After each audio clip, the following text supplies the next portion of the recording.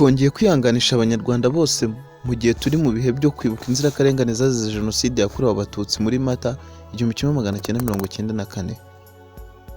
Bimwe mu byaranze Jenoside yakorewe Abatutsi tariki ya 8 Mata 1994.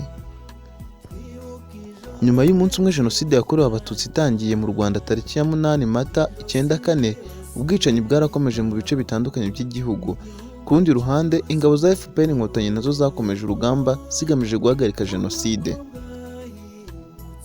Kuri iyi tariki, Maj Gen Paul Kagame wari umugaba mukuru w'ingabo za FPR Inkotanyi yatangaje ko atangije intambara kuri leta yakoraga Jenoside kuko bitari bigishoboka kubahiriza amasezerano y'amahoro ya Arusha. Ingabo za FPR Inkotanyi zatangije urugamba mu mujyi wa Kigali ziyemeza guhagarika Jenoside mu maguru mashya. Nk'uko tubikesha CNLG, izi ngabo zubuye imirwano mu duce twa Byumba, Ruhengeri kugira ngo zihagarike Jenoside yakorwaga. Mu karere ka Nyaruguru, Abatutsi bari bahungiye mu ruganda rw'icyayi rwa Mata barishwe bose.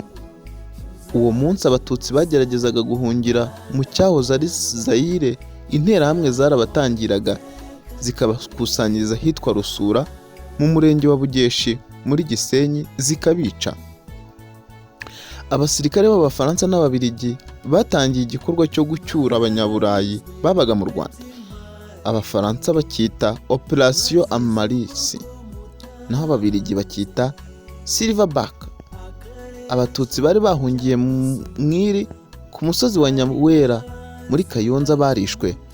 Interahamwe n'abasirikare barindaga Perezida Habyarimana Juvenal bishe Abatutsi bari bahungiye kuri Paruwase Gatolika yitiriwe Mutagatifu Karoli Ruwanga no mu kigo cy'abafurere b'Abayezuwiti i Nyamirambo. Abatutsi bari bahungiye mu ishuri rya Saint Andre Nyamirambo barishwe. Kuva tariki ya 8 Mata ya 14 na 25 Mata 94, Abatutsi bari bahungiye kuri Paruwase Gatolika ya Ruhuha barishwe. Ubwicanyi bwibasiye Abatutsi bwatangiye kuri komini Rutsiro muri Prefegitura ya Kibuye.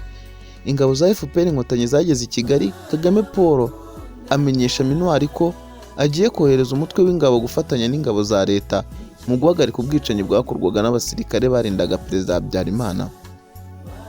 Mu Kinigi, Colonel Setaka Ephraim yategetse interahamwe kwica Abatutsi baho. Uwo munsi ingabo za FPR Inkotanyi zarahageze zibasha kurokora bake bari basigaye bataricwa. Abatutsi bagera ku 5,000 bari bahungiye ku rusengero rw'Abadiventiste rwa Cyambara mu murenge wa Bigogwe muri Prefegitura Gisenyi, ubu ni mu karere ka Rubavu. Hishwe Abatutsi bari bahungiye mu bitaro bya Shyira muri Prefegitura ya Ruhengeri, ubu ni mu karere ka Nyabihu. Hishwe Abatutsi bari bahungiye ku rusengero rw'Abadiventiste rwa Mudende muri Prefegitura ya Gisenyi, ubu ni mu karere ka Rubavu. Hishwe Abatutsi bari bahungiye ku rusengero rw'Abadiventiste rwa Bweramana muri Prefegitura Gisenyi, ubu ni mu karere ka Rubavu. Abatutsi bari bahungiye ku rusengero rwa ADEPR Kabumba, Prefegitura Gisenyi barishwe. Abatutsi bari bahungiye muri Kaminuza y'Abadiventiste ya Mudende muri Prefegitura Gisenyi barishwe, ubu ni mu karere ka Rubavu. Hishwe Abatutsi ku musozi wa Kesho muri Rubaya Ngororero.